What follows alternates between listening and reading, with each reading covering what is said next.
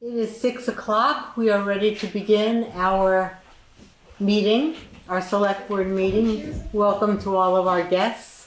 We have here Jeff Chevalier, Katie Johnson-Aplin, myself, Ann Golob, and Mike Fitzpatrick is on the phone. Angela Sanborn sends her regrets. She is unable to be here. She is not feeling well tonight. But I'm sure she will listen to the tape of the meeting to know everything that went on. So, I would like to confirm that the meeting was properly warned. It was. Great. Do we have any additions or amendments to the agenda? I'd like to add the March 6 minutes and the Board of Liquor Control minutes to the approval of minutes, please. March 6th regular meeting and the March 13th Board of Liquor Control. Oh, sorry. Yes. Thank you. Okay. Anything else? And add the planning commission under committees too. I'm sorry, I can't Add hear the you. planning commission under committees too. Yeah. Okay, great. No, all set.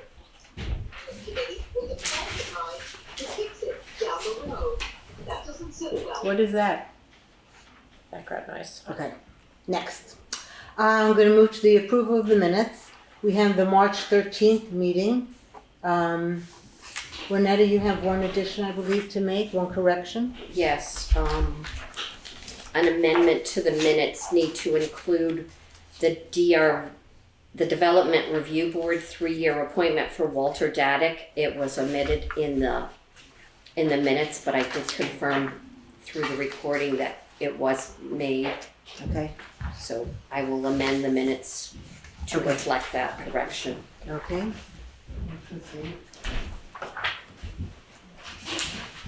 Do I have a motion to Hi, approve? Go right on in. There's some seats down front. I make a motion to approve. Okay. Do I have a second? We're talking I'll about the second minutes of 3/13. I'll second. Okay. Any other comments on the minutes? Okay. Nope. Do I hear who says yes for the approval of the minutes of March 13th? Yes. Anyone else? Yes. As amended? Any nays, any abstains? I will Okay. abstain. You abstained, you weren't here? Yes. Okay. So 3 in favor, 1 abstention. Who was the second on that, please? Katie, Thank you. okay? Now we have the minutes of March 6th. Do I have a motion to I make accept? a motion to approve. Okay. Do I have a second? A second. Do I have any discussion or any amendments?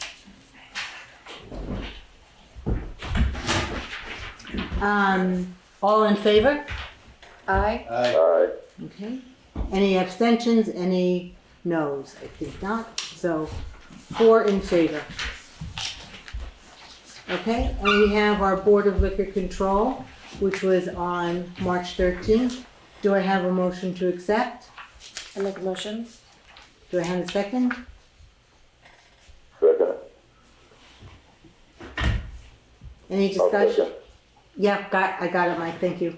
Any discussion or amendments to it? All in favor, say aye. Aye. Aye. We got it. I was. She was not- absent. You're absent for that one, Abstention. on the 13th. Okay, I great. abstained. So we have 3 in favor and 1 abstention. Okay, we're done with the approval of minutes. I notice we have a number of people in the audience. Would anyone like us to move the discussion of the members of the public to the front of the meeting? Yeah. Yes, I see. Is that okay with the board? Yeah, that's That's okay. Mike, is that okay with you? Yeah. Okay. So, I apologize, Jay. We will get to you shortly. Yes, Marion.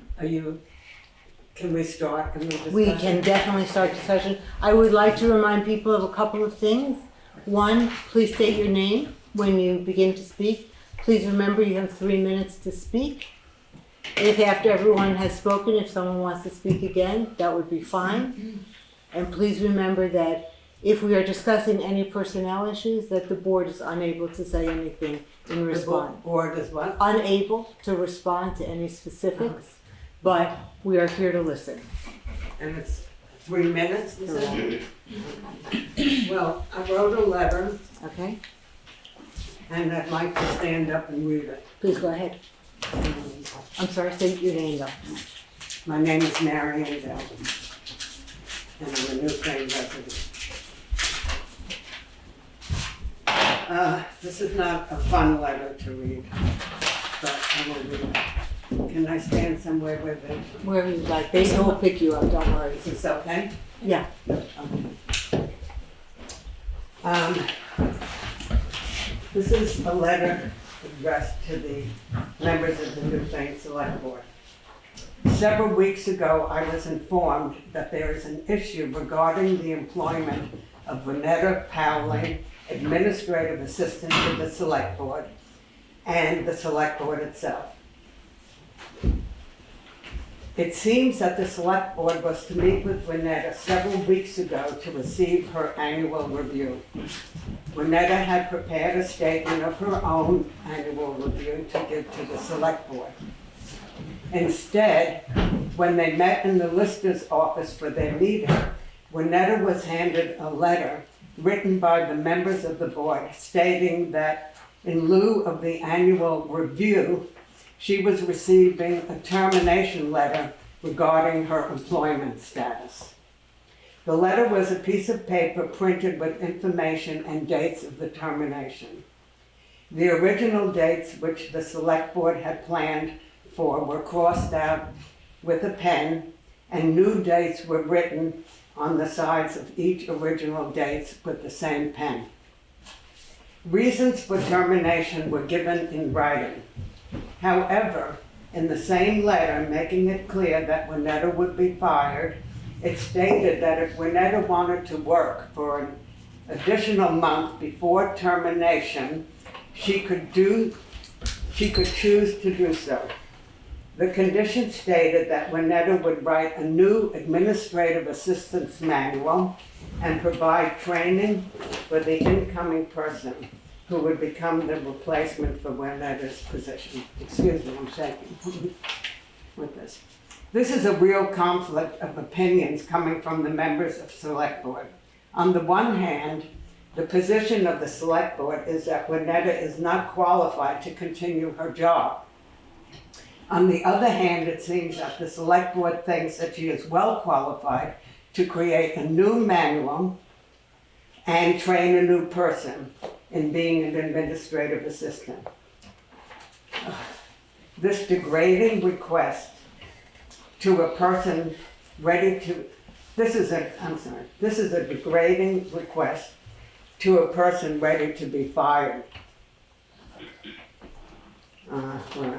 It makes me wonder why the town would give up a person who is considered qualified in writing manuals and training a new employee. The Select Board, in its role as an employer, is communicating to Renetta that she is about to be fired, and yet weeks and maybe months go by as if everything is running as usual. Is this appropriate behavior to let a person come to work on a daily basis, waiting for the axe to fall? The behavior is not only damaging for Renetta, but is causing an atmosphere of stress within Town Hall. I admire Renetta and have learned a lot from her. Renetta has lived in Newfane with her family for a long time. She is regarded as an asset to our town. She understands the history of Newfane. She has lived a life of helping others, offering her abilities and her caring to whomever needs support. Renetta is a humble woman who has worked hard all her life. Renetta reaches out for assistance and guidance when needed. She accepts correction and acknowledges difficult challenges with grace and commitment. I'm sorry, I'm shaking. In January 2023, when Renetta was honored by receiving a Municipal Partners Award for her initiatives and her incentives in working with the television community in Brattleboro. I am proud of Renetta and the good that she has done to provide Newfane. Thank you. Thank you, Mary. Would anyone else like to speak? I have letters from Please. 2 other people. I'm Deborah Luskin, and I would like permission for a few more minutes, because I have letters from 2 people who couldn't be here, Okay. plus my own, a lot of which was just, okay. So, If you want to leave copies of the letters here with us, you may do so. I actually will give them to you after I read them, Very but good. these are people who have sent letters and that have not been made public, and they would like that. The first is from Ken Esty. So I'm reading for Ken from an email I received today. I would attend the meeting except I must teach on Mondays, and I was fully ready this past Wednesday to speak on Winetta's behalf, and I sent my letter of support weeks ago. I cannot understand what's going on here. What I feel is that is some form of hazing that has tended to drive her out without the select board having to take responsibility or the hit politically.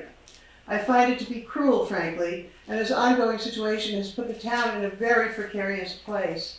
Not Winetta, but someone else in her place could have shut this town off, or worse, in a heartbeat, especially before the town meeting.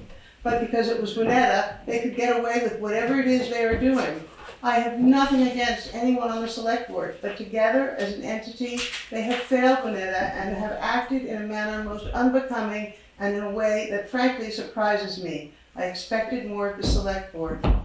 Whatever Winetta has done or has not done, according to their standards, is important and should be addressed, but this is hardly the way to go about it.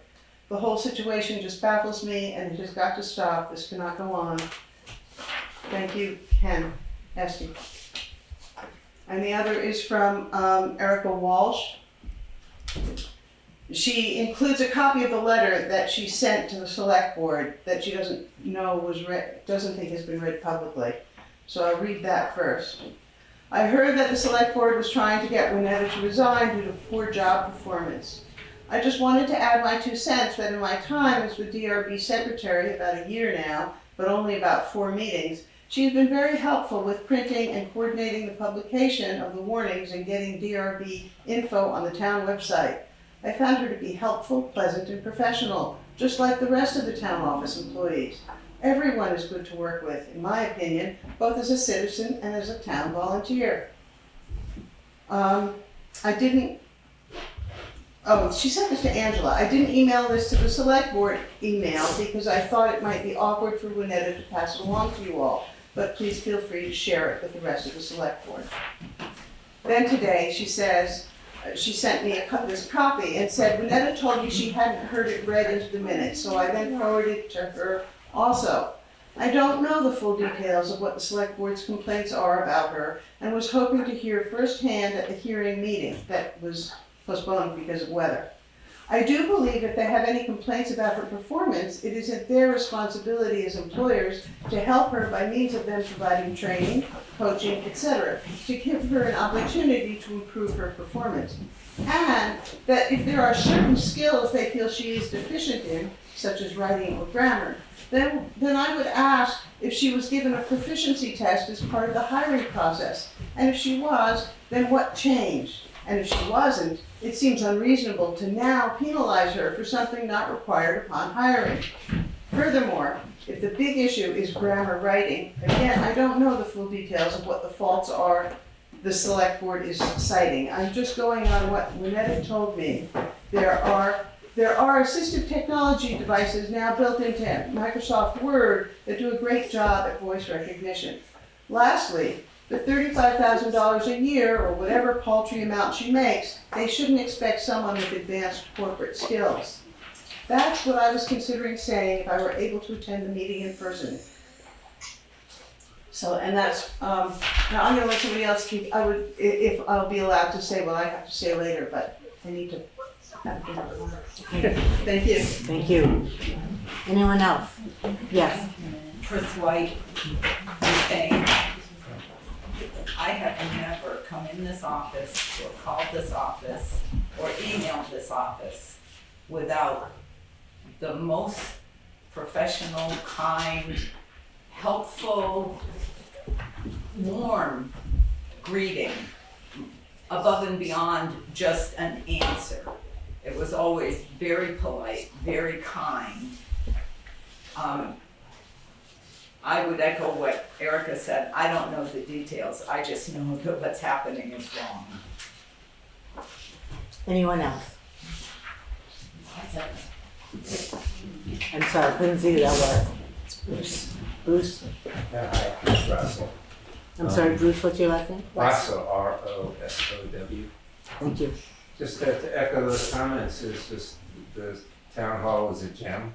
People here are so helpful. And so what's troubling is just the sense of discord.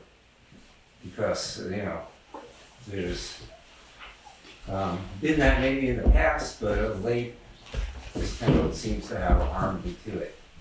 And so what's happening here is uncharacteristic in my experience of Williamsville and Newfane.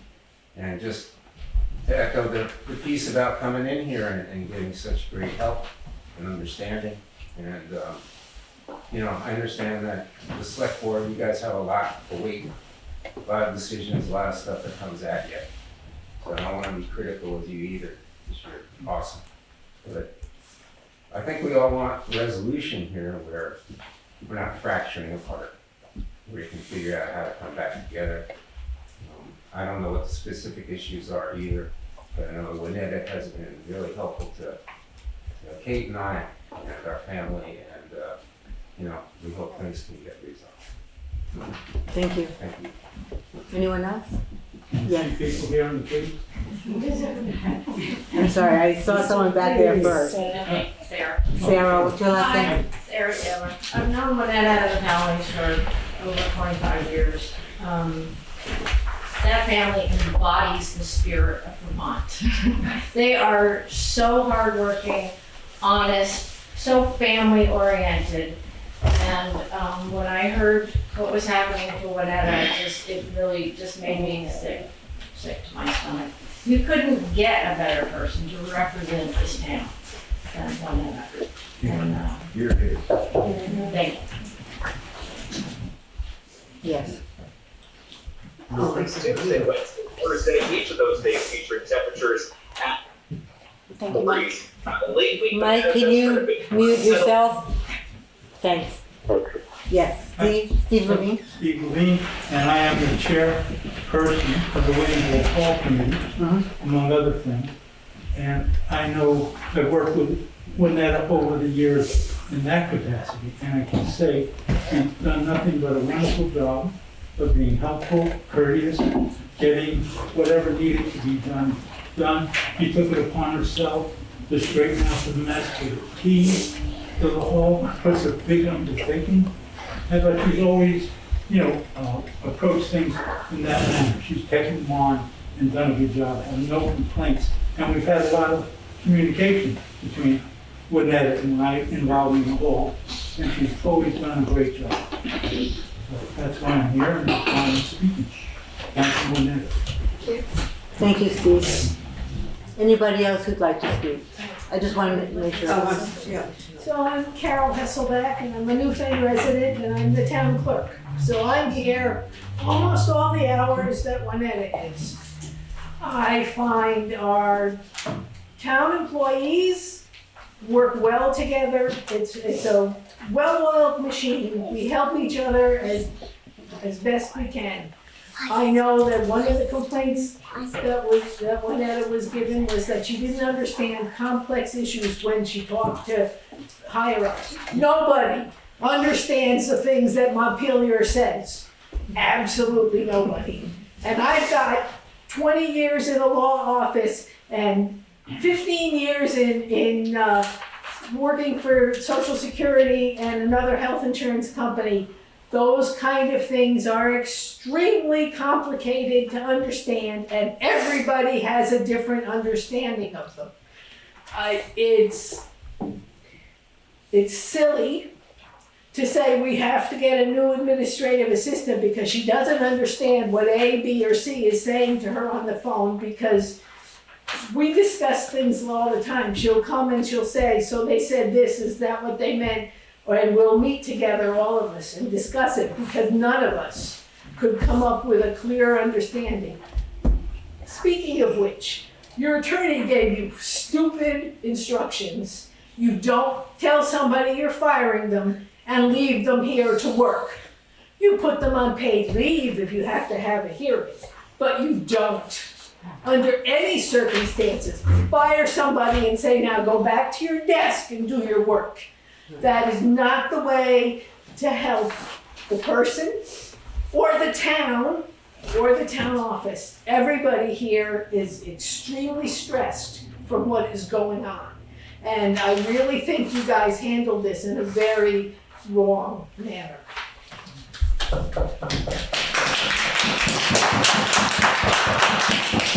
Thank you. I'm sorry, let me just make sure no one Yeah. else wants to talk. Does anyone else want to speak? Yes, Chris. Chris Druke. I'm a Vermonter. I've known Winona pretty much all our lives. To say that, you know, she's a good, wholesome Vermont family, you know, everybody would agree to that. I'm embarrassed. I'm embarrassed for the entire town of Newfane that I'm even here. This should never, ever be some kind of a public thing. As a business owner, can you imagine with an at-will employee in multiple ways that this could be handled, you act as a board as one, that we would be airing this in a public meeting? I would ask that the board contact attorneys and representatives, because this really isn't good. And it's an embarrassment to the town. I would just clarify that this was not the intent of the select board to have it in this forum, just so you know. It's here. Excuse me, Juliet has a comment. I'll let her speak first. Juliet Carr?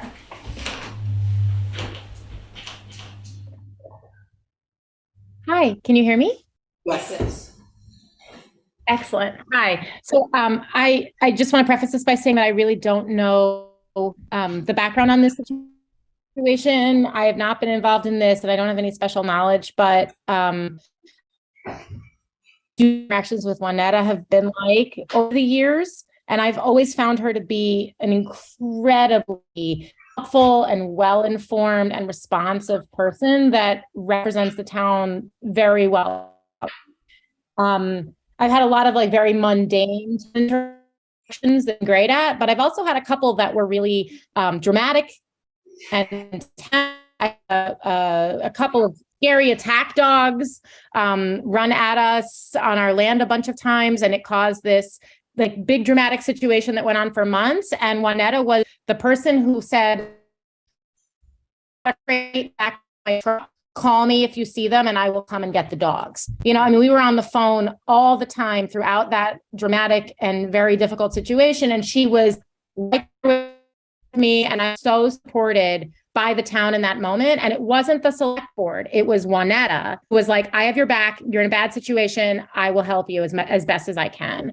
And I think that is honestly a really good example of her being a very above and beyond kind of person, because I don't think that like, I'm going to come to your house in South Newfane with a dog crate and a gun as part of administrative script, but she was totally willing to help me if I needed help. Because at the time I was home with 2 toddlers, you know, and I felt very isolated and afraid. And she really was really supportive. And obviously all the routine town business stuff that I've ever had to deal with, every email is always politely returned. I always feel like you get from me because Juanetta's been a good intermediary. But in an emergency situation where I need town support, I like knowing that Juanetta's in the town office and is gonna back me up if I need it.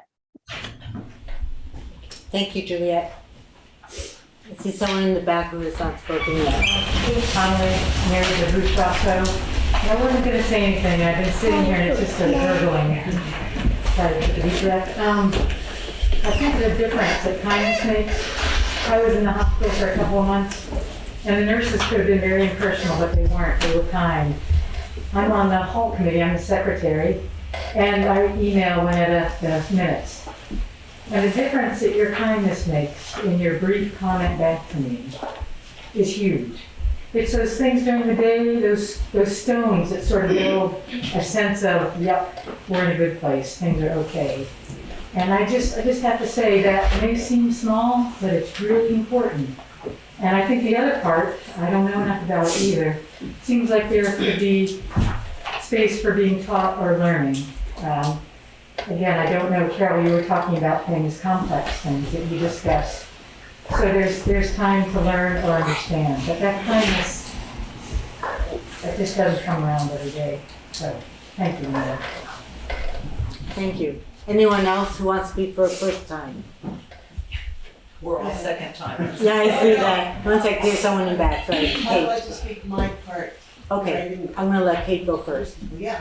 I'm Kate Gehring, I live in Williamsville. I'm speaking on my personal capacity, just to add a voice of enthusiastic support from my interactions with Wynetta as a piece of the town office in different capacities as an individual, as a member of the planning commission, as a member of mutual aid, and I'm amazed always at the responsiveness. The town office was closing, but there's always a response back, and as has been said, the kindness and the positive support. A lot of small towns have reputations for being hard to camp with, and I find myself telling people how amazing Newfane is for many people's contributions. I value all of it, but as a base of that one, it makes a big difference. Thank you. Let me let Deb. Well, can we, excuse me, if you wanted to wait for everybody to speak who hasn't spoken yet? If nobody else has spoken, nobody else has raised their hand, can we start again in succession, like I spoke first? No, I'm not gonna do it in succession only because Deb said that she has not given her comments yet. She spoke for other people before, so I'm gonna let Deb go. Okay, so I have to speak very fast, so we're gonna do this in 3 minutes. But I will shorten what I wrote. I actually looked at Wynetta's job description and at the personnel policies, and there are 24 major duties of the town administrative assistant.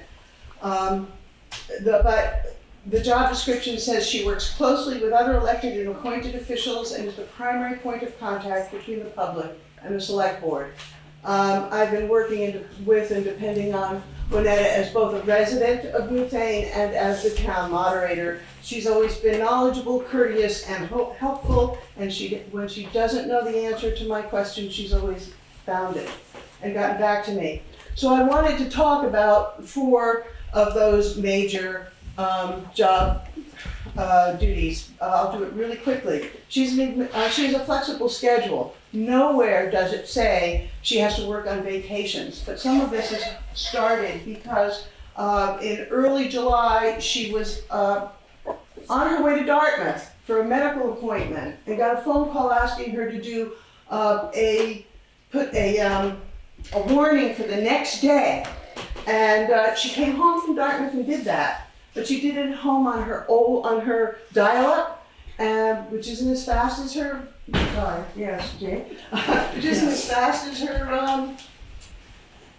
the office one, and so she closed her laptop before the document loaded, and as a result, the warning didn't get in as it was supposed to. She has a really pretty harsh letter in her personnel folder now as a result of that, where she was told nobody apologized for interrupting her vacation. She was told, quote, she has the right to say no when she's on vacation. The letter also included mediation measures so that the chair and the vice chair would be able to warn a meeting themselves, and clearly this hasn't happened because on August 29th, 2022, at a meeting I was at, Wynetta was on vacation and they called her to warn a special meeting within a tight time frame, and Wynetta very graciously did it. She started keeping track of the extra hours that she does without recompense. She was here on Saturday for 5.5 hours, moving file cabinets so that work could be done. She could have done that on the town's dime, but she didn't. She was here on February 18th to run the video for the meeting, the forum, the candidates forum, because no one else knows how to do that. And the other thing, she's supposed to take minutes. She has been hounded, maybe. Writing is not her strong suit. It is also not one of the 24 major duties on her job description. And she's been working on it since she was hired in 2019. And, but for previous boards, she has followed a recommended procedure of indicating what was decided, what was moved, what was decided, and that's really enough. And then an index to the video. And, but this select board has been spending a lot of time that she needs to do other work on, asking for either more or less information, which is, and then the minutes, this is all supposed to be done in public. Minutes are a public record that are supposed to be done in public, so it's not right. Wynetta has been working continually on improving her writing skills since taking the job, and she was making real progress when she was getting praised for her efforts. That progress has diminished as she's been criticized. Another major duty is the distribution of the town report. And there have been errors in the town report. Not all of them are hers. She's acknowledged me that she should have gotten a better proofreader for this year. But let's have a little perspective. Is that any error that Wynetta has made in the town report, none has ever been of the magnitude of $305,000 in an accounting error that was fixed with a special town meeting. And that demonstrates that everyone makes mistakes and that mistakes can be fixed. We need to let Wynetta have that opportunity. But most of all, there is this major duty she has, which is to, quote, represent the interests of the town before local, regional, state, and federal officials, community leaders, town employees, and the general public, and coordinate meetings with the public and other governmental, quasi-governmental bodies. And for this, Wynetta received the award, the 2022 BCTV's Municipal Partner of the Year Award. The citation goes, the award goes to a person who uses BCTV to promote governmental transparency and public engagement.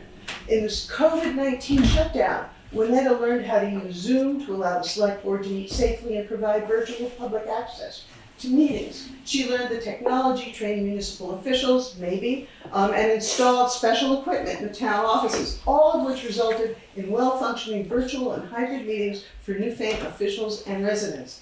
The award was presented at the BCTV Gala. There were no members of the select board there. There was no public recognition of this, and the video was not put on the town website. But I want everybody to know it was an awesome party, and Wynetta got real great press.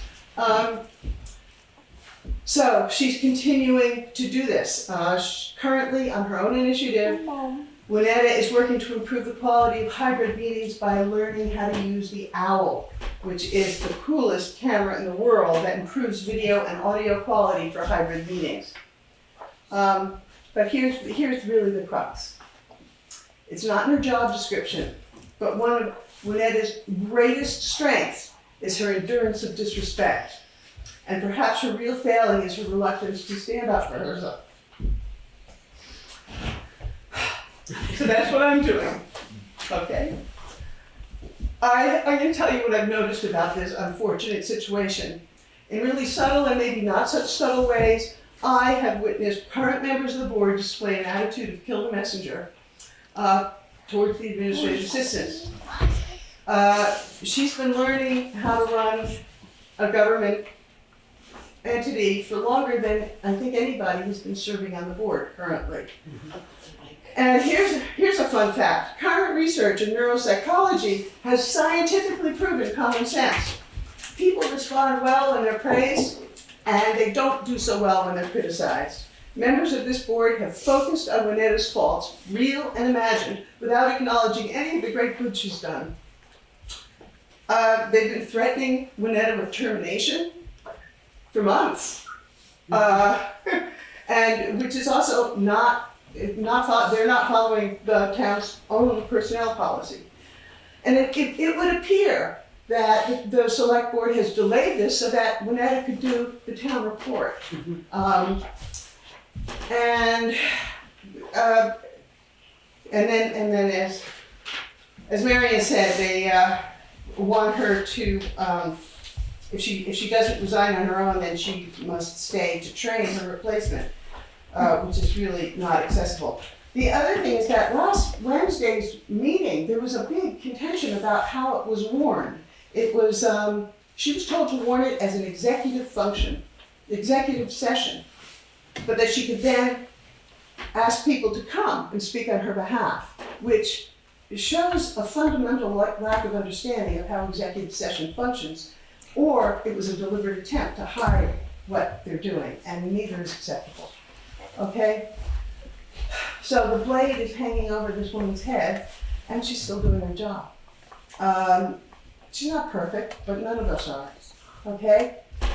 In her original letter of employment offering the job in February of 2019, she was offered a probationary salary of $38,500 for 90 days, and then it would go up to a yearly salary of $39,540. And in the town budget just passed, the administrative assistant's salary is less than when she was hired.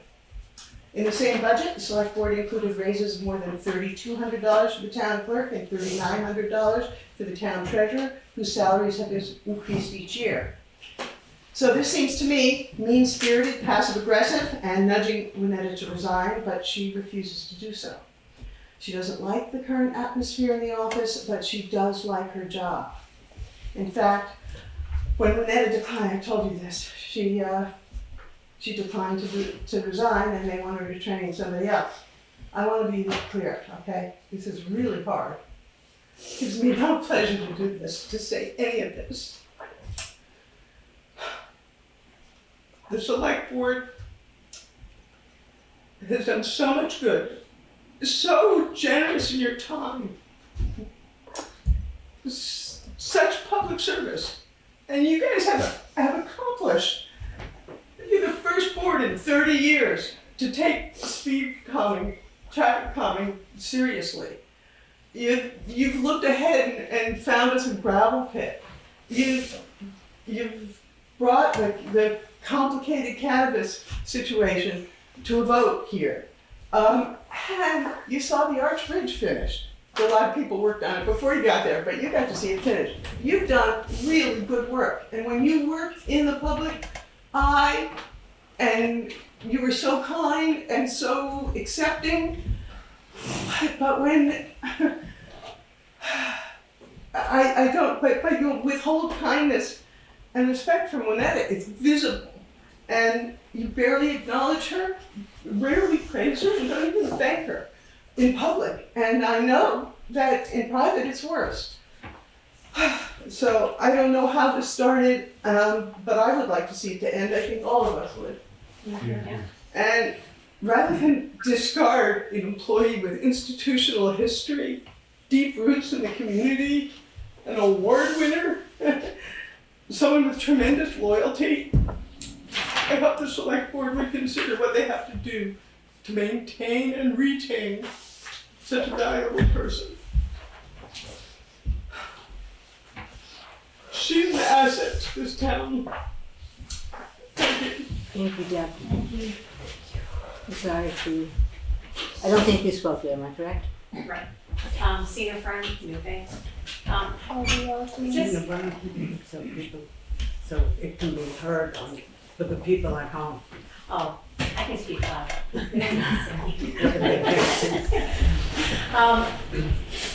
I'm just concerned that we look at the select board. I'm not sure it's the select board. I'm beginning to believe it's personal, okay? as a team, if you guys have a job, you hire someone, they're not doing their job, you let them go. And I believe that that's how it's supposed to be. But it sounds like it became a personal issue. My only concern is what happens after this? If she stays, how does she work among the feelings of what's actually happening? You know, are things gonna change? You know, because, I mean, we all know, if we don't like somebody, we don't like somebody. And it's hard to fake it. And it just seems like it really hasn't been faked. But to involve the public in everything too is a real, I mean, I'm not sure. I'm just trying to figure out how this is all going to end with her feeling comfortable and safe in a workplace, because there is nothing worse than working with people who do not like you. And especially if they make it obvious, and you ever get into a room alone with somebody, you really don't know what's gonna happen. So it just makes me nervous, because it's even something where I haven't heard, and I don't know if we would ever hear anybody ever say anything bad, because I don't believe it's what the town is all about. So I think that if you have personal issues, and if there was something that you could have pulled aside and talked to her alone and not made it a select board issue, because I've heard numbers, and I don't know how true they are. I heard it was 2 to 3, 3 to 2, 1 to 4, doesn't make a difference.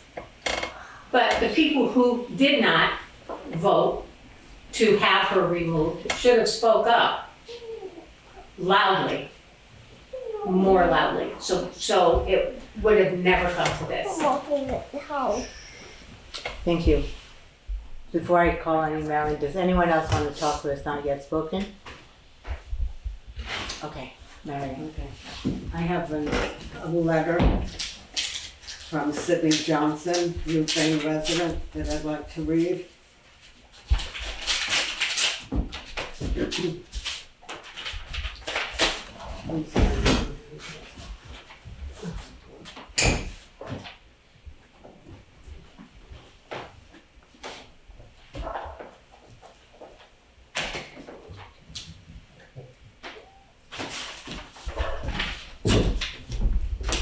This is from Sydney Johnson to the Select Board of Newfane. I am quite concerned with the rumored actions being contemplated by the board. It is inherently difficult to truly and insightfully respond, critique, or dispute vague rumors as opposed to published and attested decisions. However, assuming that the quote rumor that Wynetta Powling is in fact to be shortly dismissed from her post concerns me to a significant degree. Ours is a small village occupied by a range of personalities, allegiances, and disputes. For the most part, our town government, which consists totally of laypersons, manages to successfully manage a multi-million-dollar budget. Our annual town meeting, which often discloses divergent opinions, also manages to display a lot of laughter and compassion. It seems that there are two factions as regarding Wynetta's termination. They are vividly and clearly opposed. More importantly, there seems to be a great deal of emotional display attached to each side's opinion. This is already evident in the bifurcation of political, emotional, and familiar loyalties attached to the two attitudes. Nationally, we have been increasingly impacted with massively opposing reactions to events in our nation's capital. For several hundred years, the residents of Newfane have, for the most part, been quite harmonious and placed neighborliness far above individual political stance.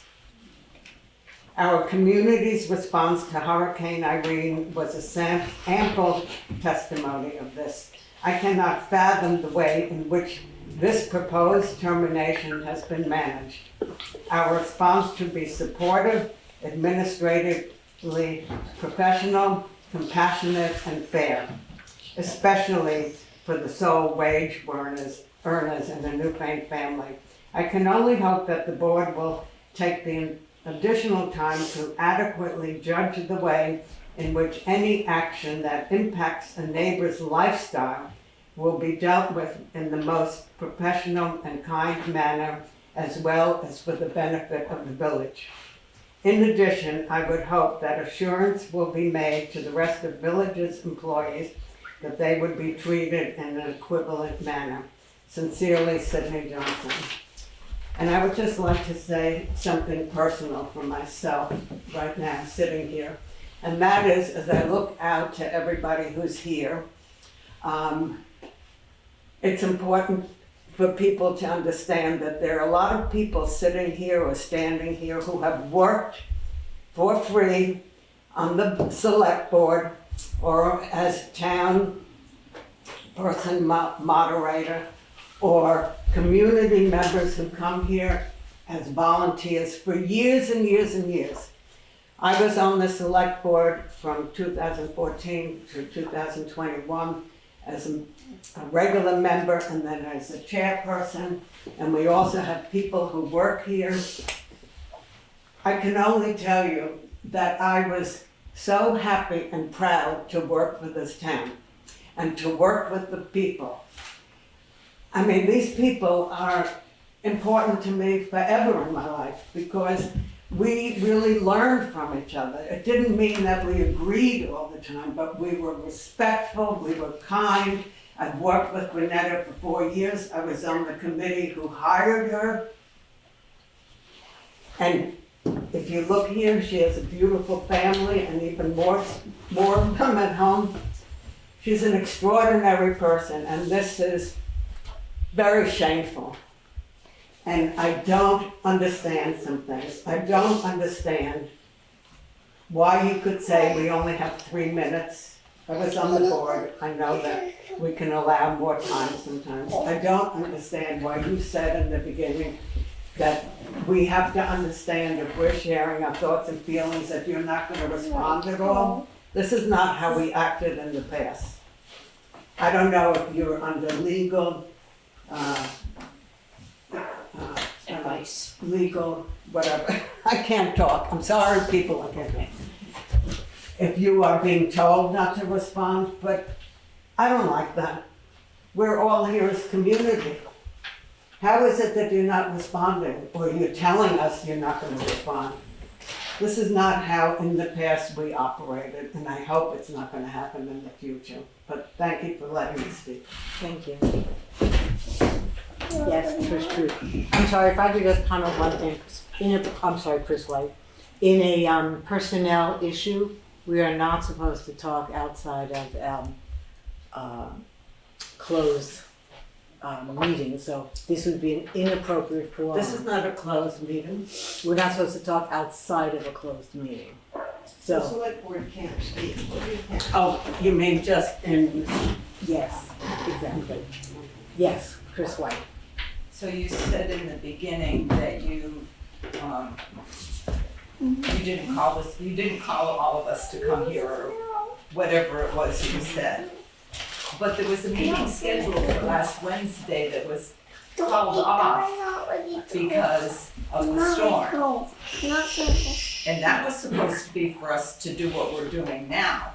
So why is it different tonight than it would have been then? That's one point. Do you want me to answer that first? That meeting was an executive session. We would have been meeting in executive session. We would have heard everyone. But again, the select board would not have been able to respond to specific questions. When it comes to personnel issues, it is dealt with specifically with the person who is involved. And it is whatever the person involved wants to share, that's up to them. But it's absolutely not fair for the employee to do that. Would you repeat that last sentence? I said it's not fair for the employer to be making it public. Wanted to make sure it was employer. Absolutely. Okay. Absolutely. It's my understanding that at the organizational meeting a couple nights ago, Juanetta was appointed as the minute taker, the clerk, or whatever. So why would you do that if you're not happy with what she's doing?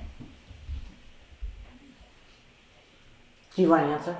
That's standard. No, you said you can't answer me, I don't want you to. This feels a lot like bullying to me, and I have never liked bullying. It just goes against everything I believe. And lastly, everybody here should treat Juanetta the way she has treated us. That's all I have to say, thank you. Thank you. Is there anyone else who would like to speak? Anyone on camera? Can I say something? Yes, go ahead. Well, Mike, just be careful, you're a member of the select board. Yeah, I know. You know, sometimes I don't give a damn, you know. And for one damn thing is, I'm not gonna say anything that's brought up in the executive session, but I do agree with people that's all been there talking. If I step down from selectman right now and talk personal, I agree with them. I was on the board when we hired Juanetta. Yeah, she might not on everything. I figured she'd pick it up. I thought she's been doing good. Everybody's been getting along good. And yeah, I don't know if I like to say anything on, but I don't really give a damn, you know. They don't want me as a selectman, they tell me to fuck off the board. And they said that, but the whole thing is, I don't like the way this whole thing's gone either. And when everybody keeps saying out there tonight, the select board, I ain't been in favor of this from day one. You know, we've had everybody has issues, everybody has a problem. But I don't like to be able to say I can't talk, because I always have, and I always said what I want, and I always will. And I'm here for the town. And I always like to, when we hired Juanetta, I like the idea that we had somebody from the town that wanted to work for the town. And if somebody local that pays taxes, they lived in town pretty near all their life. Yeah, maybe she wasn't the most fit one for that thing that night. But, you know, Marion was on the board, I was on the board, and Christopher Williams, a bunch of us. I like the idea that it was her coming forward to doing it. And I still like the idea of it. I mean, a couple of weeks ago when she called me, had a panic attack, she called me up, I went up, and she was having a hell of a day of it. And I can see why, you know, when people bring you down your neck, you know, it's not easy to do a job. And I called up Jay, he come on and checked her out, so I took her to the hospital. So I thought she was going to have a heart attack. And I didn't like it. And I don't like what's going on. And I'm not in favor of terminating her. So, I mean, I'm saying that as a citizen and a selectman. If it gets me off the board, so be it, you know. But I'm here for the friggin' town, I always have done. I've done a lot of work over the years for the town. Everything I did was bid on. I usually give the town a good deal on stuff. I'm not here just for my own benefit. And if I have to step aside from things to save my own benefit, I will. But I don't want somebody tell me I can't say something. But I agree with most everybody that spoke here tonight, so. Okay. I just want that to go on record that when it comes out to the selectmen, I'm not one of the selectmen. Thank you, Mike. Thank you. Yeah. Anyone else? Well, we heard you. Thank you for your comments. I will share everything with Angela. I'm sure she will watch the video as well so she can hear everything. And we will deliberate and get back to you with our response. Unfortunately, I cannot say more than that at this time, but I do appreciate all of you coming out and speaking so clearly and passionately and about your own experiences and your own feelings. I very much appreciate that. Thank you. Thank you, everybody.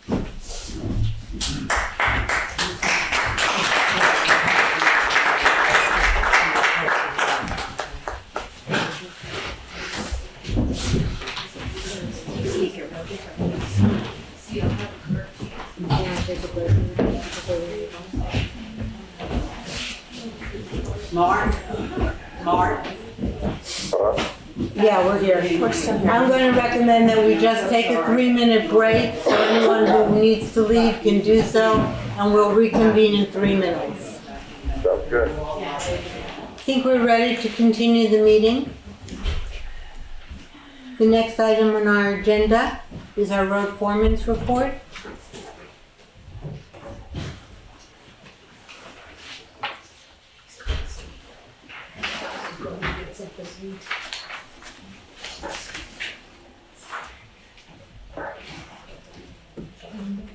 Jay, are you there?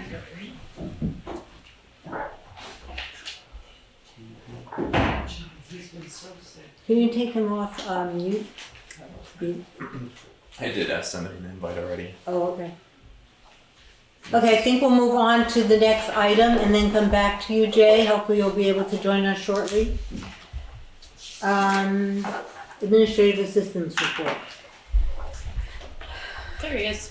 Oh, there's Jay, okay. You get another moment. Go ahead, Jay. Sorry, I had to run to the bathroom. No problem. That figures, doesn't it? I sent over the TAC and the certificate of compliance from V-Trans for the board to sign. The first one is they go through our budget every year, and it's the level that we're eligible for an emergency grant, like when we have a flood. So that's the first one, and the second one is just that we have adopted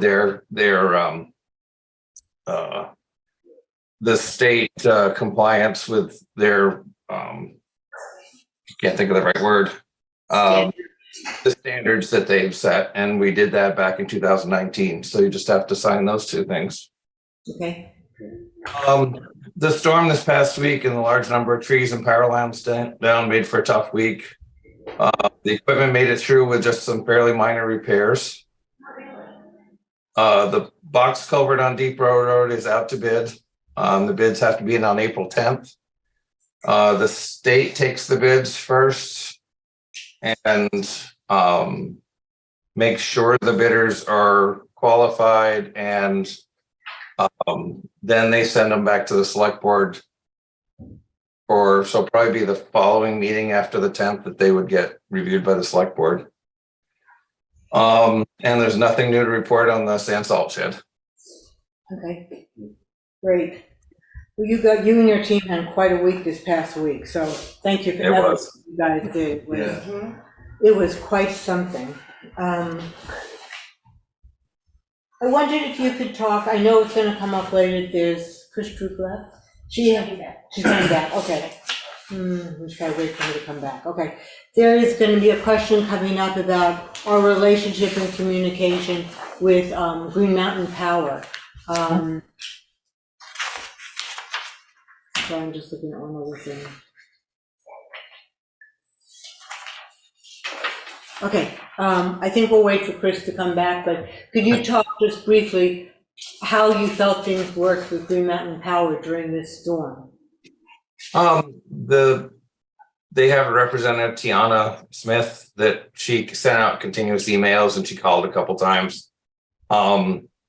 Their goal was to open roads based on how many properties were on them.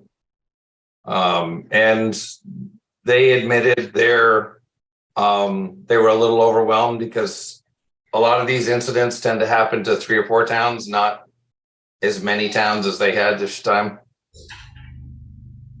So from the time they call in all those extra people until they actually hit the ground and start working, there's always that delay of getting all the crews out there. But once things started to flow well, they did well. We had a truck that was trapped by down lines up on Stratton Hill. Happened early on in the storm, and they finally got that off. But it was almost a full day of work just to get to that truck. Wow. It was the last half of one day till about 8 o'clock at night, and then they started in again in the morning, and it was almost 2 o'clock, and they finally got it so we could get it out. So every road they went on to was just significant amount of work.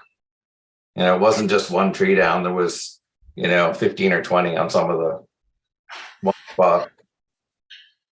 Amazing. Yeah, it was amazing. Not that I've been here all that long, but I have never seen a storm like this before in my life. So this was quite something. And the difference in elevation was unbelievable. I mean, right. Yeah. I mean, I heard that it ranged from, I think I was probably toward the lower end, we got around 20, but I know people north of me, higher than me, got more like in the, between 30 and 40. Yeah, we were at 32. Yep, amazing, amazing. Well, a lot of work you guys did, thank you. Yeah, and I mean the linesmen who were working on my road, there were 2 gentlemen from Kentucky, and there was a truck working on the situation right down the road, and this is a quarter-mile apart, and there's 2 line trucks working on 2 separate breaks with 2 separate trees, and the guys down the road were from Quebec. Guys from Kentucky drove 21 hours to get here and went straight to work. Wow. So it's really challenging, it's really hard. Storms like this this was significant. There has to be 35 trees down on my 35-acre plot. That just, the snow was so heavy and so sticky, and it just took them all down. Right. And then that last little bit of wind at the end was the icing on the cake. Yeah, it was incredibly challenging. Just so everyone will know, Emily Long was in the office this afternoon, and she said she's meeting with Green Mountain Power this week, and somebody else from that was meeting with them last week because they're not happy with how they're set up down here in Windham County. They think something is definitely wrong. This should not be happening, and they should be able to fix it faster, even though they. So she is meeting with Green Mountain Power this week. Okay, good to know. Thank you, Carol.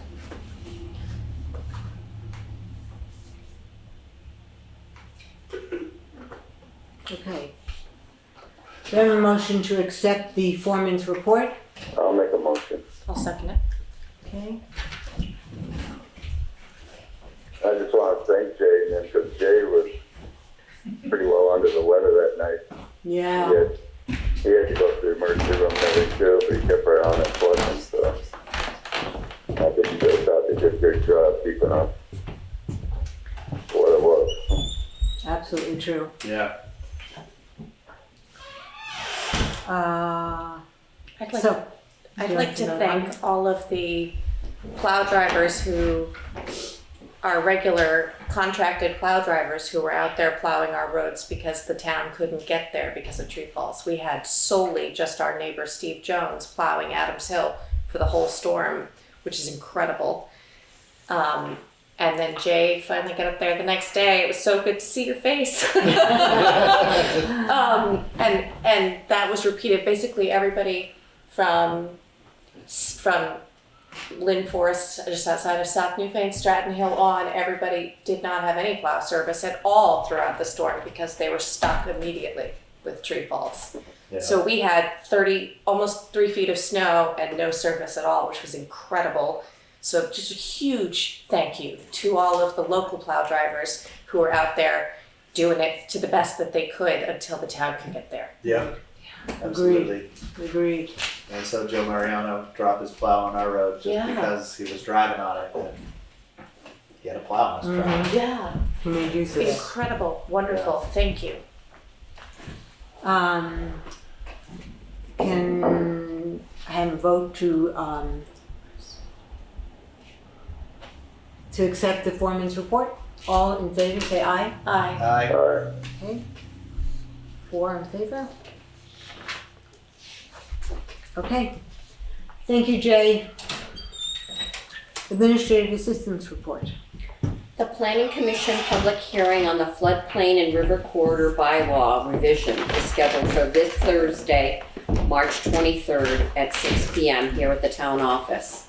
They are requesting that the select board will be able to attend this hearing. The select board will need to follow up with its own public hearing at a date to be determined. Point of clarification, it's not going to happen. Oh, it's not? Oh, really? It won't be until, when did I have it down? April 20th. Thank you. Sorry about that. That's okay. April 20th? And what day of the week is that? April 20th? It's a Thursday. Thursday? At 6 p.m.? At 6 p.m. No, she says she Okay, I started writing the letters for reappointment. Oh, maybe 427? Not the 20th. We will follow Okay. up with you and notify you. Okay, sorry. Great. I think it was the 20th originally, no. It just Okay. keeps switching on you, I'm sorry. It's That's okay. a nightmare. I have started writing the letters for the reappointment to various committees and organizations. At the March 13th organizational meeting, I omitted Walter Daddick in the minutes, but we took care of that, so we don't need to reappoint him tonight. Doris Knetchel is willing to accept the one-year appointment as a lister, and there is a letter from a memo from the lister's office supporting the appointment. I was not able to connect with Shelley Huber regarding the reappointment to the Windham Regional Commission, so that appointment still needs to be filled. And the policies are available tonight for readopting and the select board signatures. Okay. Do I have a motion to accept the administrative assistance report? Make a motion, accept it. And second, I'll second. any discussion? Do we need to have anything official for Doris? Do we need to have further discussion about the Windham Regional Commission? Let's talk about Doris. We can vote in a minute about whether or not to accept Doris's one-year appointment. Tell me first about, there was a question about Bruce. Bruce Bruce Landenberger Landenberger. Were you able to reach him? was not able to make a connection there. Yeah. Yes, Carol. Plus, there are 2 openings in the lister's office. So Right, if there's understand. somebody else interested, Sure. that's not a reason to not accept Doris. No, we understand that. agree. So let's have a vote now on whether or not to accept Doris's appointment for a 1 year as a I make a motion to accept it. Okay, I second that. okay. And vote, all in favor say aye. Aye. Aye. Okay, so 4 in favor. If it turns out that Bruce is interested, if either you speak to him, Katie, or if you're able to reach him, Winetta, just let us know. Absolutely. All right, in terms of Windham Regional Commission, if there is anyone who is interested, if there's anyone from the Planning Commission who's interested, please let us know. It's a position that I have found I've learned a tremendous amount by being involved with them, so I highly recommend it. And if people could get back to us by the next meeting, that would be great. Anything, in terms of the policies. The policies that we have to review tonight are, The highlighted ones. and just tell me why some are highlighted but not others? Those are the standards that were followed before. The bidding policy, the financial policy is readopted every year because things could change. Personnel policy, the purchase order, the bridge and road standard we already did before the town meeting. And the other 2 are just ones that have always been followed for readoption. Okay, so we have here, I think we should just quickly discuss each one of them, so then we can, or maybe discuss it as a group, but there is one which is the personnel policy. I'm not trying to give anyone a heart attack. I would just like to say that I would like to recommend we put off the personnel policy till the next meeting for the following reason. A lot of laws have changed, and I have asked the LCT to take a look at our policy. I am, at least in the time that I've been on board, I am not aware of any updates we may have made due to new laws being passed. So I have asked VLCT to take a look at our current policy and make any recommendations that they would about changes that we might need. They said they are happy to do that. It will take them about 2 weeks to get to us.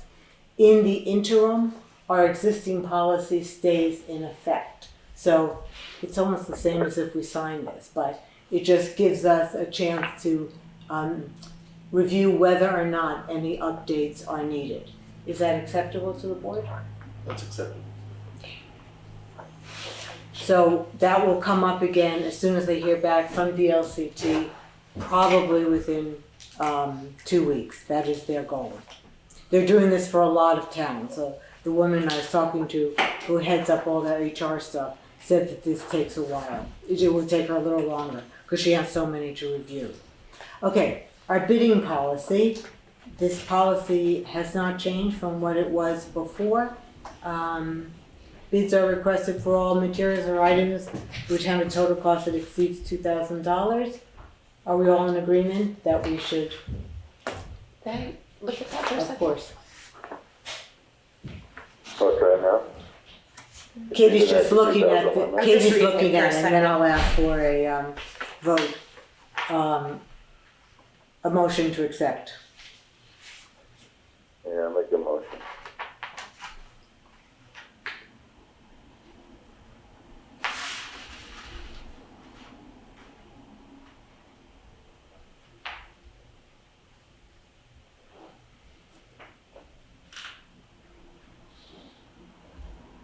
Huh.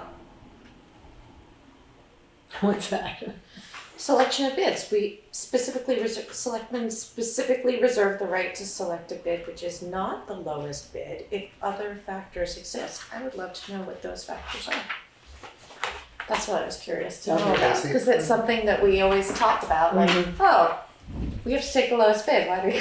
I know in services contracts, we don't have to. Yeah, there are certain instances we don't have. So if there's a question. Services like internet No, or services, people. people. So if someone is coming in, if you've done a bid to get a carpenter, you don't necessarily have to go for the lowest bid because that's a service that they're providing. So if you feel like there's material differences between the skills of two different people, you don't have to go to the lowest bidder. Okay.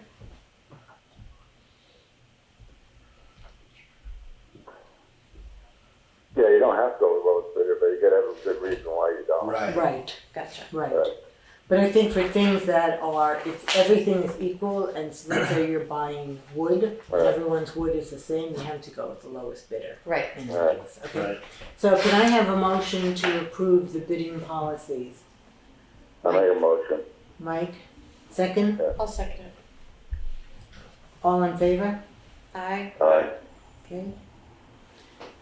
We'll sign it right afterwards, and next one is Newfane financial policy.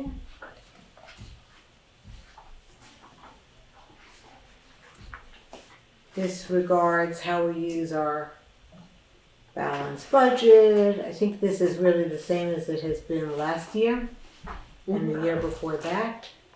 So it's all of the policies that we have been pursuing up till now. Do people want to discuss it, or do I hear a motion to accept? Make a motion to accept. Okay. Second? I'll second it. Vote, all in favor? Aye. Aye. Aye. Okay.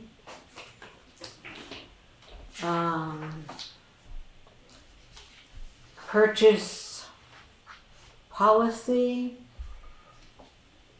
This is our purchasing policy and this lays out the specifications on bid process. Here again it says it does not apply to professional services, etc. Again, same policy that we've had in the past. Do I have a motion to accept? I make a motion. Make a motion. Second it. Okay, Katie and Mike. All in favor? Say aye. Aye. Okay.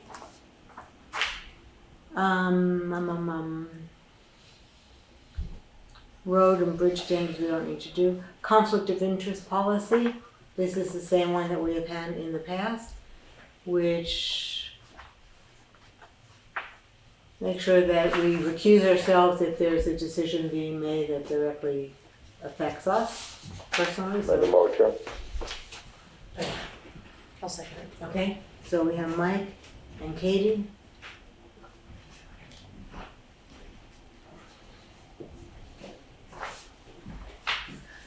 And the next one is rules of procedure. Again, same policy that we have had in place in the past. Do I have a motion to accept? Make a motion. I do. Okay, so we have Jeff and Mike seconding it. Yeah. And can I hear any ayes for approval? Aye. Aye. Yeah. Okay, great. Everything is passed unanimously. Taking care of all our policies, we will sign them at the end of the meeting when we're doing pay orders.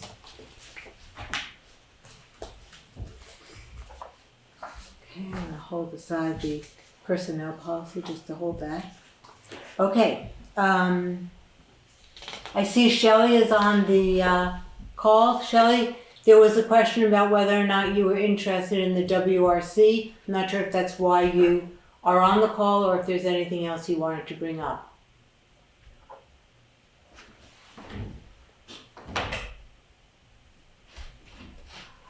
Hey, Shelley. Hi, can you hear me? Yes. Awesome. I'm on the call for a couple of reasons, but I will accept the Windham, the WRC appointment. Can you hear me? Yes, we can hear you. Are you able to attend the meeting, Shelley?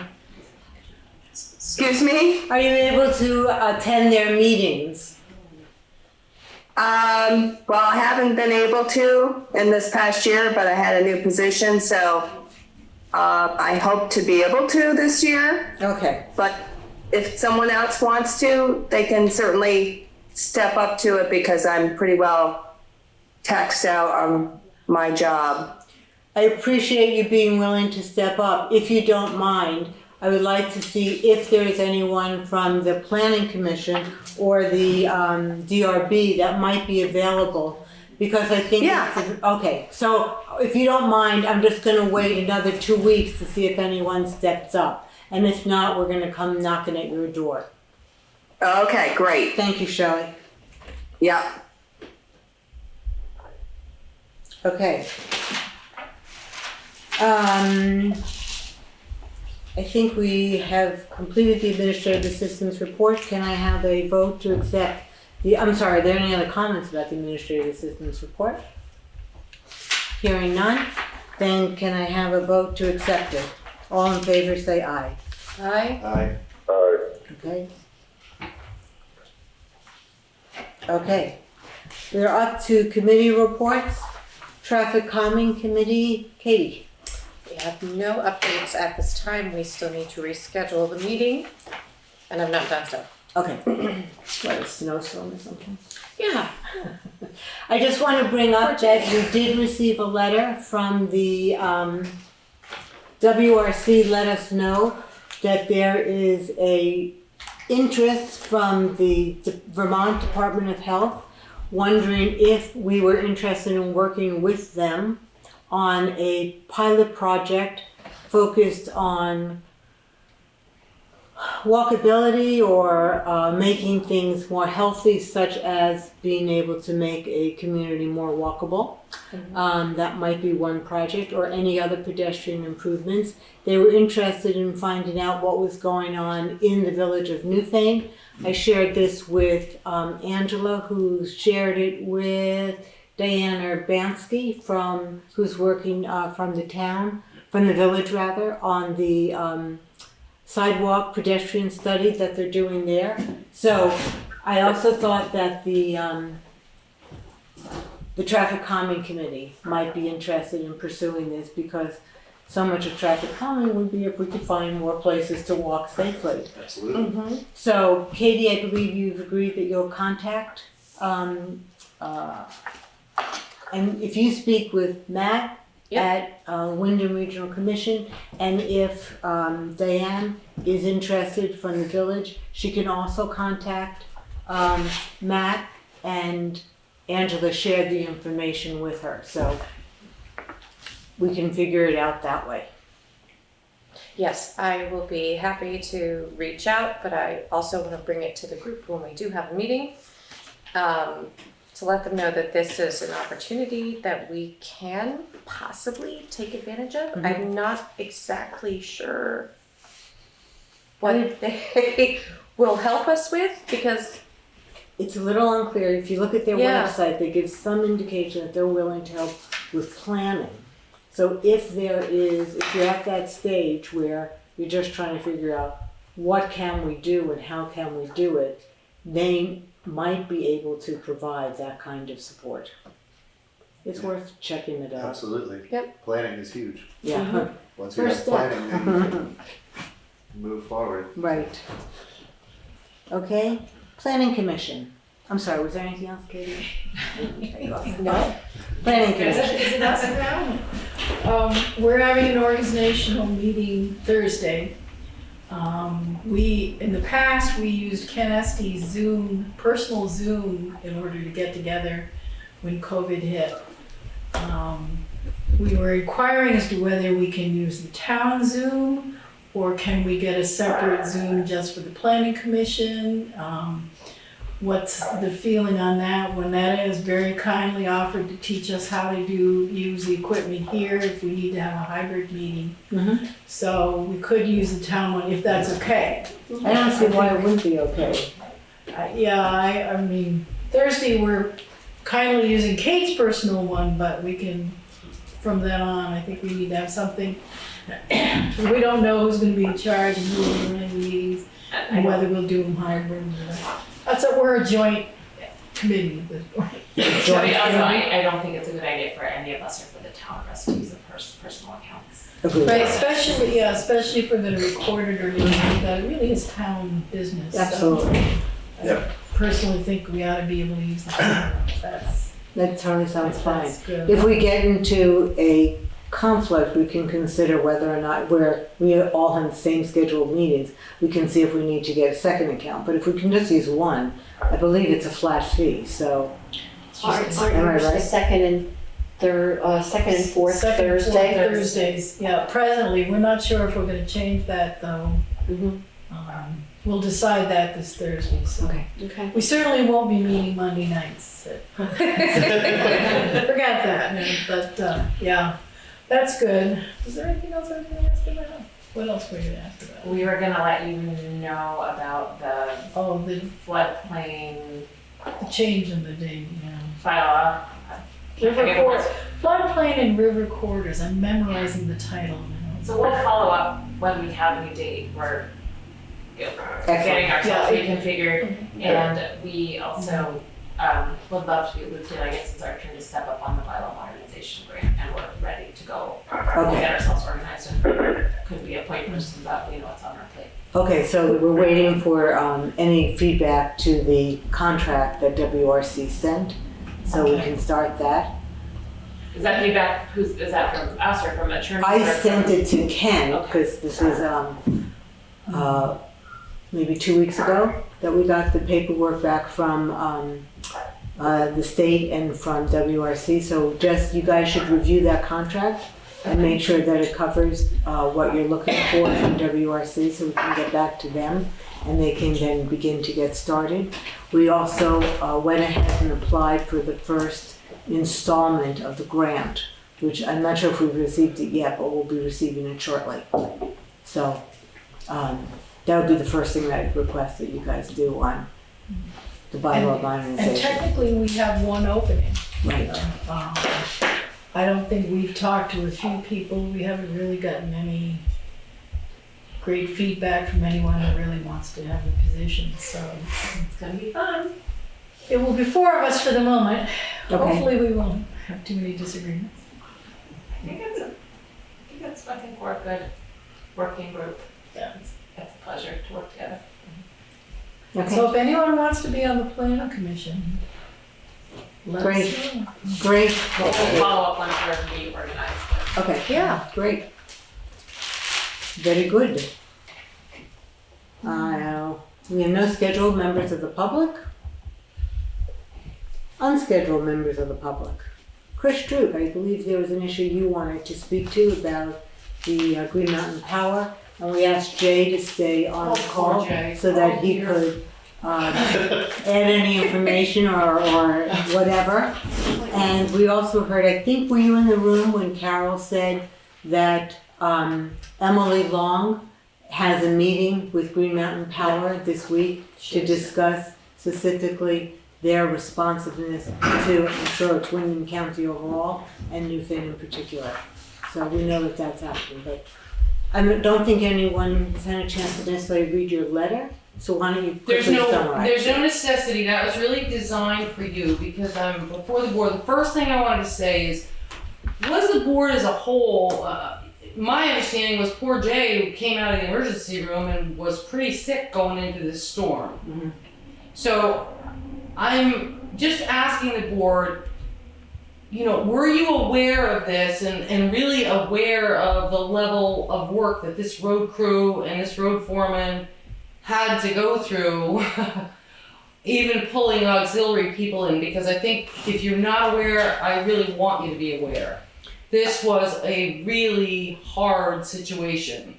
We're definitely aware. Number two, it didn't reach the level of Hurricane Irene, but we have lots of roads and lots of places, and my sense is that people are not kind of checking with their neighbors, which is one thing that I did pre-storm, not because I thought this was going to happen, but there was a text going so that if anything happened, as it turned out, quite a lot happened.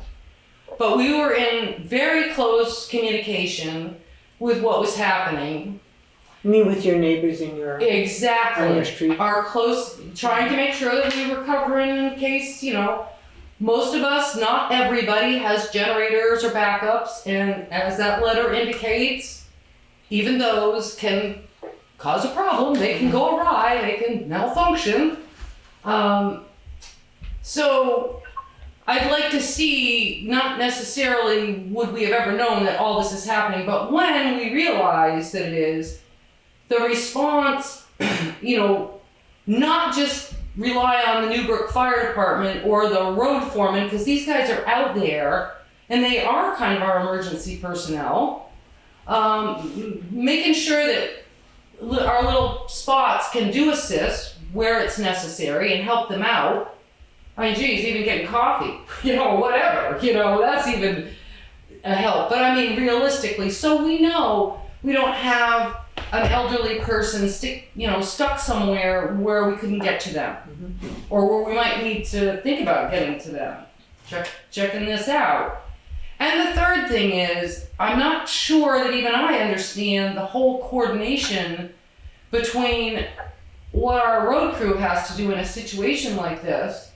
So all these power lines are down everywhere. They were in Dummerston, they were in Putney, and I got the same sense in talking to those people that this is very poorly coordinated.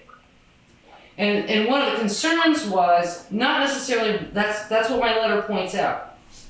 The first rule is access, not necessarily restoration of power. We can't necessarily get the line trucks up these roads if poor Jay can't get all the trees cut and shove the lines out of the way so his boys can plow. Okay, so I felt like there was a disconnect in that response uniformly around the various towns in terms of, first question for Green Mountain Power is, look, not that we have 300 line trucks sitting at Home Depot, do we have enough tree cutters and lead guys to go out and shove these lines out of the way so we can make the access happen first? Okay? And I really feel very strongly that this town really should commend this road crew, because this was a horrendous situation. While they were, I don't even know if some of the other ones weren't feeling well, but, I want to make sure that our emergency management level, even as low as it might have to be, is properly coordinated. Okay. Jay, are you there? There he is. I'm gonna let Jay respond to a number of the items, Oh, he's just down. because he has more information about exactly what was happening. Just so you know, Jay is our I do emergency know. coordinator. I'm well aware of that. So it puts him in a dual role, which I think makes it pretty tough. That's why I'm asking the board, in Hurricane Irene, as you know, your husband was involved. We couldn't expect Todd trying to do every single road. Sometimes we need to pull a little bit up and say, hey, what's happening here? This is not good. Do we need to do any kind of assist? Mm-hmm. And I'm just asking, I'm not asking for you to answer me. I just want to know if that happened for Jay, because you cannot expect him to run a road crew, do the liaisons with Green Mountain Power, and, you know, be your 911 coordinator. That isn't gonna happen. Right. We Okay. gotta get in there and help. Okay. That's my point. I understand. Jay, do you want to respond at all? Do you feel like there are any changes we should be considering? Certainly there was a lot on your shoulders during that storm. Oh, yes. So the fire station was opened as a warming shelter, and the state put it on their website, but there's so many people in town without cell service. I don't know if people could actually find it. You know, that's the only problem. They rely on it going out on the internet for people to find out about this stuff, and I don't know that everybody, when the power's out, has any kind of service to be able to check that. There was a number of people used that for picking up water, charging phones, getting warm. And the generator ran for days there. And that was on the Route 30 corridor, which is usually kind of a priority to get Route 30 on. The sheer number of trees in some of the locations, I think, overwhelmed the tree crews a little. Like I said earlier, the Stratton Hill one, trying to get our truck out, they had a full day of work just to get to our truck. And that's a bit unusual. We haven't had anything like that in many years. Green Mountain Power woman reached out several times. She sent emails. However, I couldn't get anything here because we had no internet and no telephone. But she did call me on my cell phone, so I was able to talk with her. And also some of the employees, Julie Lynch, Charlie Dano, when he got back on Tuesday, I believe it was, or Wednesday. So we kind of coordinate with them the best we can when we find a spot that's really, like South Wardsboro Road was really in need of getting opened up because there's so many roads off it, and it took them a while to get up there, but they finally did, and we were able to get up there and clean that road up. The other thing is, even if it's doesn't look like a power line, our guys are not supposed to go near it. It doesn't matter what it is. If it's a wire down the road, they don't touch them. And we've gotten well schooled on that from Green Mountain Power. Just don't take a chance. So, and I know there's a couple people that cut trees off of wires. It's not worth taking a chance. We did have, during this last outage, a spot that was getting what's called backfeeding. Somebody had a generator hooked up wrong, and the neighbors was having a little power show up at his house. So somebody's got some power there, and it goes back through the transformer. It bumps electricity up to a dangerous level when they do that. So even though everybody thinks the power's out, it's not necessarily. So just we stay away from them. Green did say today that they had a number of issues trying to get everything coordinated. I know they'll have a bunch more meetings coming up, and they did a couple of years ago, and it seemed like things were going better. So hopefully they'll get this one straightened out too. Let me bring up another question that Chris raised. You are wearing multiple hats. This was an extreme storm, and is unfortunately we may be in for more extreme storms as time goes on. Should we be thinking about how many hats you're wearing, or should there be more of a support system for you to be able to manage more effective, not that you weren't super effective, I don't mean to say it that way, but I guess more to take some of the burden off your shoulders. Yeah, possibly. I know the other members of the emergency management committee, Steve Jones is one of them, but he was tied up with plowing. But the other ones, you know, Todd was at the firehouse most of the time. We've always kind of picked up the slack. Whoever was available would be there, and you know, to answer the phone. I don't know whether our phone stayed up completely at the firehouse with all the wires down. Mm-hmm. It did get back fairly soon, I guess. But it's a matter of trying to coordinate, you know, getting the word out to people that they could come there and use the facilities.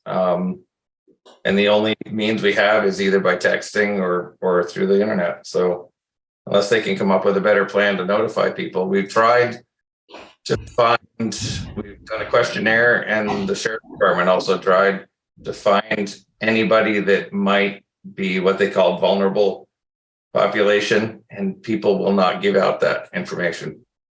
We got nothing back. Nobody, you know, if people are on oxygen, that it could be a problem. You know, if you let us know ahead, that would be great. Nobody was disclosing anything. I think what we could do is put together an information sheet and discuss it widely, post it in various places. And on that sheet, we could give information for how to get help in an emergency. So, one, that the firehouse will be open for as a warming center, as a place to charge your phone, etc. And I suppose if people needed to sleep there, that's available too. Am I correct? Sure. Yes. So we could just make it clear what is available from the firehouse.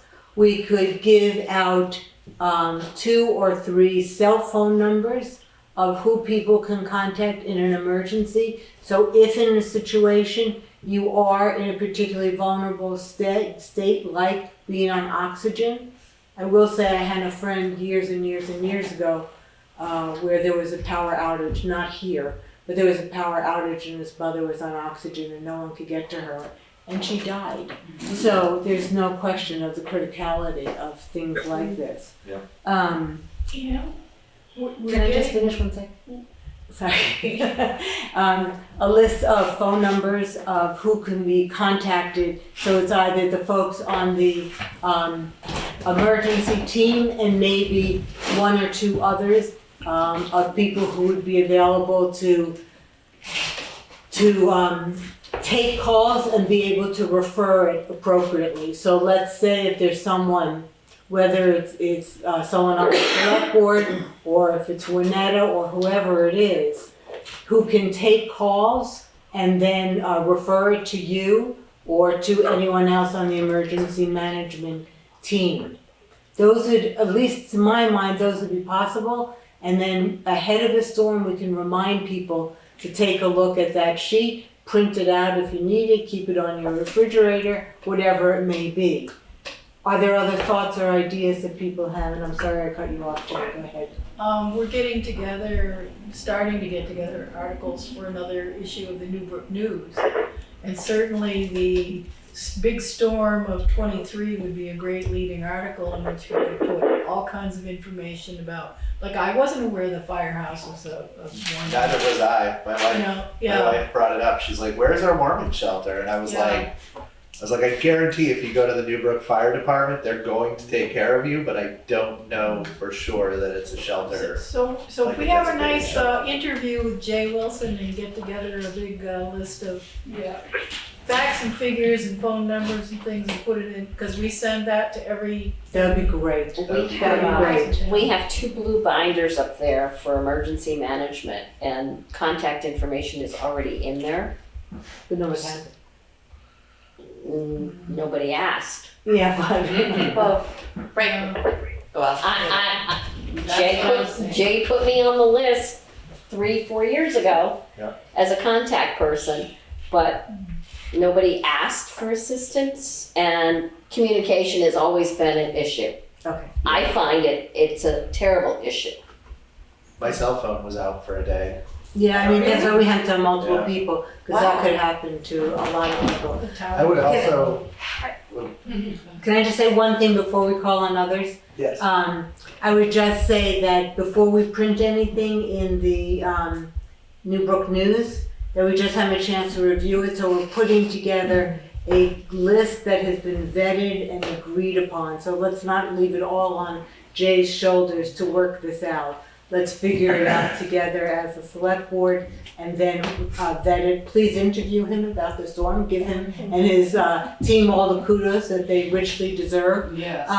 But let's make sure that in terms of the policies and procedures that we're putting forth, that as a group, we have a chance to really discuss it and vet it and agree on it. So let me have the select board folks speak, and then Chris, it'll be your turn. I would like to strongly encourage the general public to get to know your neighbors and have a phone tree of lists. My neighbors and I have a group text message of 17 residents on the hill, up and down the hill. It is a one-way in, one-way out road. If something goes down, it doesn't matter if it's a storm or not.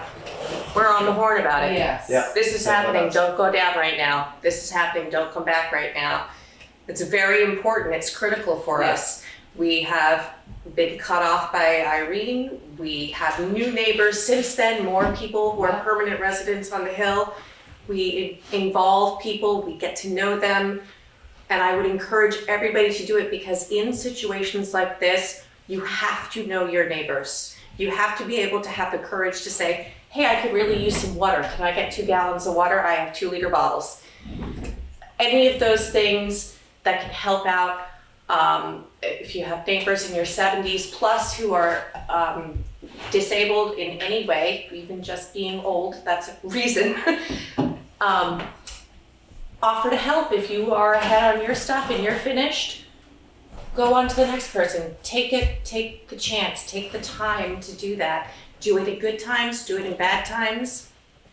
It's a very positive thing. It's one of the beautiful things about living in our community, and I would encourage all new people in the community to be doing this as well. Get to know your neighbors. We depend on each other. Jeff? I was gonna say the same exact thing, yeah. Timpson Hill, we have a text group, and fortunately there was nothing big with this storm, at least for us, but it was obvious that a lot of things were going wrong, and we were texting and communicating. But yeah, in other storms, tree down, can anybody help? You know, by the time I got there with a chainsaw, 2 other people were there, so it's nice. I like that. Yeah. You know, I was checking on our neighbor as well. She's in her 80s. She lives there by herself, so I usually send my son over to harass her. Make sure she's okay. Nice. Chris? Oh, Kitty said it so eloquently. That's what I was going to say. And the only thing else I wanted to say is, Jay, I hope you're feeling better and that you get a little bit of rest and heal up. Yeah. And Jay, thank you, and thank the crew, please. Sure. You did a hell of a great job. Endless job. Yeah, that was unbelievable. Yeah. Jay, could you get together with Juanetta and put together a draft of what you feel should be in this document that we would circulate, putting on our town website? And I really think it's a matter of just a couple of bullet points, letting people know that the firehouse is always open, that here are 3 or 4 numbers of who can be called, that you are our emergency coordinator, that we also have an emergency committee, and that everyone is working together in these instances. I think if people have a little background to understand how the town organizes itself in an emergency, that is a huge help. So if you could just work with Juanetta and put that together, that'd be great, and then we could review it at the next select board meeting. Yeah. Great, thank you very much. Sure. And thank you for staying on for this conversation. Yeah, sorry, Jay. Yeah, did you work hard enough, Chris? Okay, moving on. Old business. Any cannabis updates? No cannabis updates at this time. Any news about what's happening with the, None yet. I'm waiting to hear from the Newfane and New group. Jane, have you made a meeting? I still haven't determined what is actually the anniversary date. Well, I figured we could do that together. you could call Dick, he has a top. I He's gotta have have it. no idea how to reach him because it's not open right now, the association. Oh, yeah. But I don't know how to reach him personally. Whenever seems to know how to reach him. What? Yes, you do. Yes, you do. Okay. Whatever will give us the number. Yeah, but I. Yeah, we're just getting a new thing, we're trying to schedule a meeting. It was supposed to be sometime this week, but now it's looking up like it'll be sometime next week. Okay, just let me know. Okay. I'm here. And I'm usually available outside of meetings. I have way too many meetings. Yeah. Okay. Moving on, town beautification suggestions, Jeff. I have nothing to add at this time. My goal was to work on it last week, but Something I happened? got occupied by other things. A lot of white stuff? A lot of white stuff, Mhm. yes. Okay. Between shoveling and playing. Okay. Most of the week. We discussed the 250th or something year celebration. The FEMA buyout, there's no news on that. We are waiting for FEMA to get back to us, and we're sure that sometime in this lifetime they will. There are no new updates on the ARPA at this time. Everything that's on our website has the most updated information about all the grants that have been approved at this point in time, if anyone wants to take a look at that. Is there any new business to discuss? Correspondence, we have the letter from Chris. I think we've discussed that. Anything else, Chris? Okay. Is there anything else people want to bring before the board? Shelley, did you have anything you wanted to bring up? Or Priscilla, I see that you're on. Just give you a minute to going once, going twice. No, I'm all set. Thank you. Thank you, Shelley.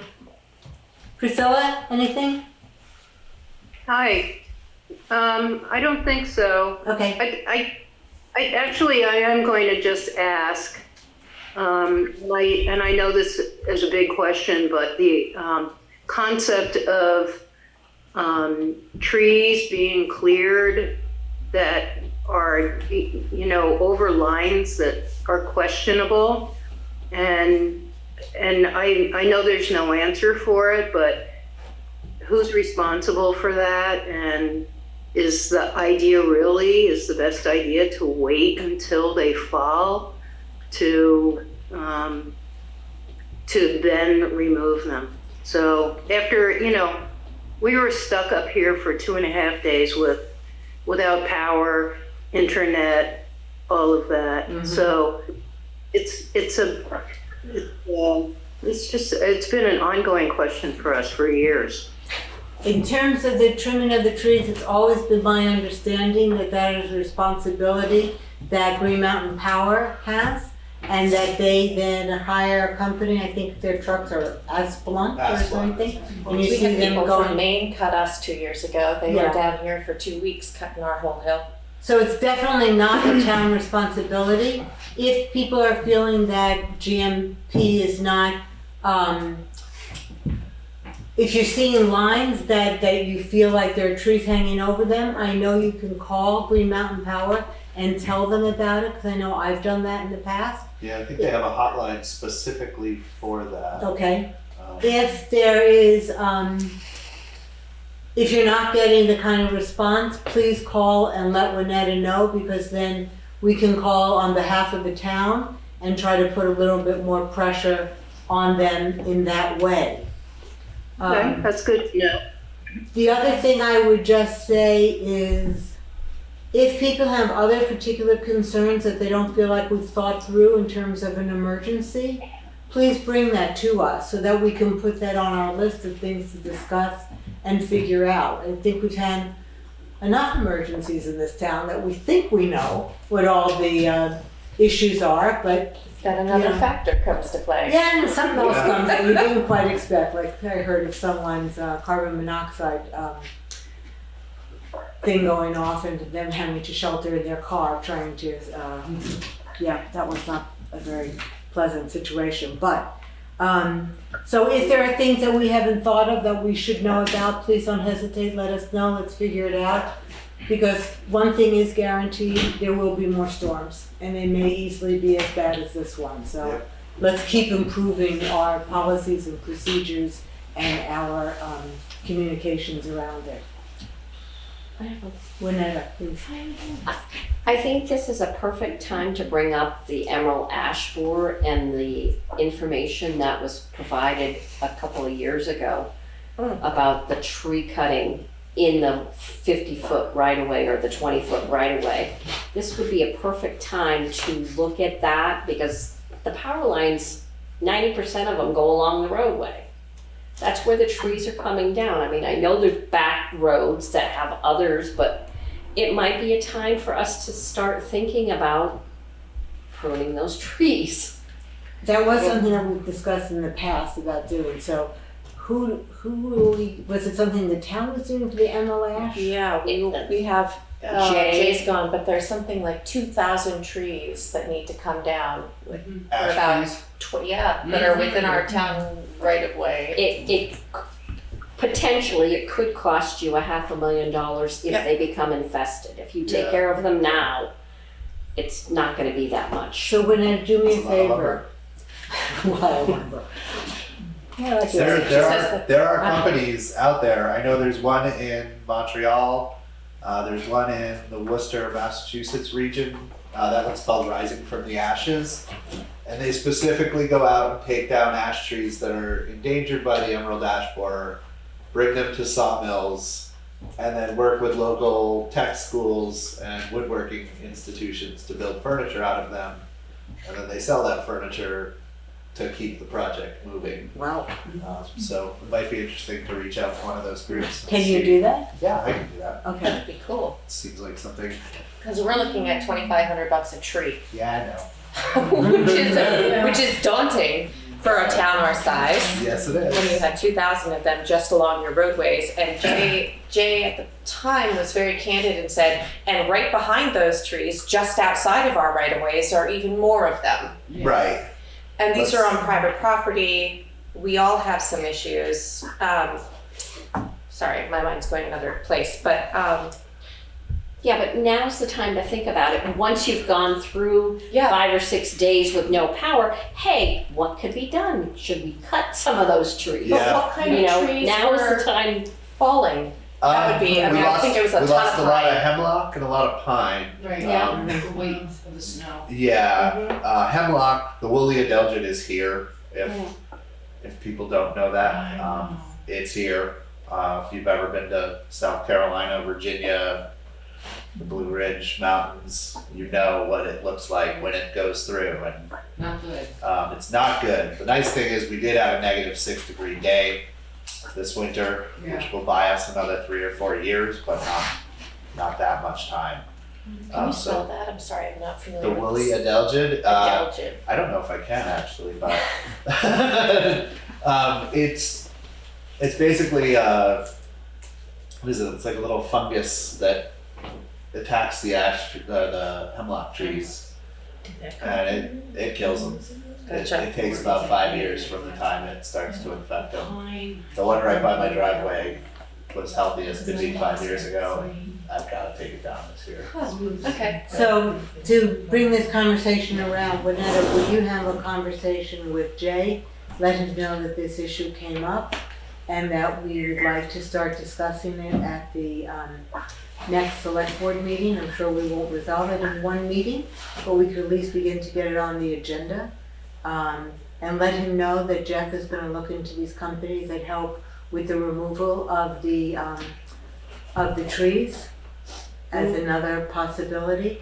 And I would just remind everyone, we still have funds in our ARPA. So if this is a way that we should be using our ARPA funds, then we should discuss that as a possibility. I would maybe perhaps also encourage property owners to walk their perimeters and take a look at the trees from 100 feet in from the roads and see if they have a large number of trees that are dying. We are reaching a point where our forests are reaching their max age and stuff is coming down. Yep. I have probably 35 birch trees that are breaking and dying on my property. They're not on the road, but they're all around my house, and I look at them every time the wind blows. And things like that. Like, a lot of people think about their yards, but not about what's beyond their yards. And all of your property is your property. It's something that we should all perhaps be a little bit more mindful about. We can put on our new website too. Yeah. Okay, any other business people want to bring up? Thank you, everyone. Thank you for coming. Thank you. Thank you all for your this. On the pay orders then? Now we're gonna go to pay orders. All right, thank you. Okay, Mike, thank you, Mike.